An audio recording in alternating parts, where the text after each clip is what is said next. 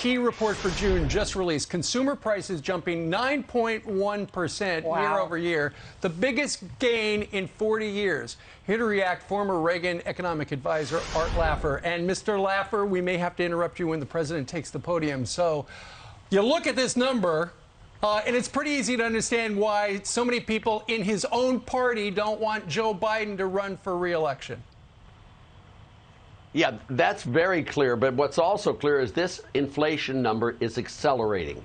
It's not toning down, as they say. It's not topping out. None of that is true. This number is accelerating.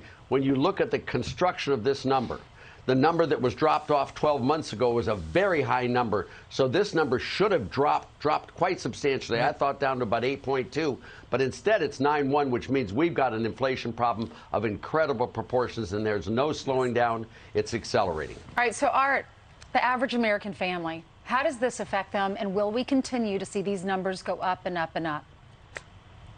Yeah, we will continue to see these numbers go up and up and up. It's accelerating, and this thing is out of control. If it affects their everyday family, of course, by buying groceries, by buying things, their wages often are fixed. Right. You've got the stock market coming down. Some of them have wealth. They have checking accounts. All of those are being eaten away by this inflation at an ever-increasing rate. And just for the record, I'm old enough that I lived through all that period before. I was with Reagan, and I was before that with the Nixon administration. And so I saw inflation firsthand. Right. This is about as bad as it gets. All right, and combined with the employment numbers, which are not good for this administration, I don't see how they pull out of a crash. But Art, yesterday they told us the numbers that we're going to see today are old because gas prices have dropped since. You laugh. Why? Yes, I do. They're old like a week and a half, 2 weeks old. They're not old like 2 years old. They're not old like I am, Brian, 82. These numbers are very current. There are no numbers that we're getting from tomorrow. Sure. And that's just a silly number, a silly thing for them to say. His last name is Laffer. Right, and it's laughing. Hey, Art, so here's the problem. The president is putting all of his eggs in one basket, and the basket is the Federal Reserve. He's relying on the Federal Reserve to bring the inflation rate down to 2%. And it's going the wrong way. So they stomped on the brakes for 3/4 of a point last time, could do the same next time. This is not going to end well. No, it's not ending well, and the Fed is not doing the right job. Paul Volcker allowed interest rates to be free and clear, so they rose on their own. Right. Imagine if the Fed sold off $1 trillion of bonds. The yields would be 14, 15% on the 10-year bond. Wow.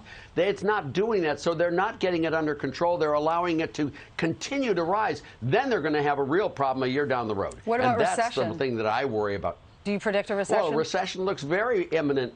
You know, when you get spot commodity prices dropping while the inflation rate is accelerating, you've got a recession on your hands. The reason copper and gold and lumber and all those are dropping is because the demand for them is going down. It's not like rents and all these other things that are rising at high rates. So we've got the worst of all possible worlds. Right. The only thing hopeful I have in my mind is the next election. I mean, the midterm elections, if people don't choose a better path, it's their problem. Well, if we look in the past to see how we got out of it, you guys came in and got us out of it. Supply side economics, both the supply chain is broken and it doesn't seem to be fixed, or it's haphazard in the way it's being fixed. The other thing you did is cut spending, and the interest rates began to come down. So what do we expect now? What kind of combination to ameliorate this?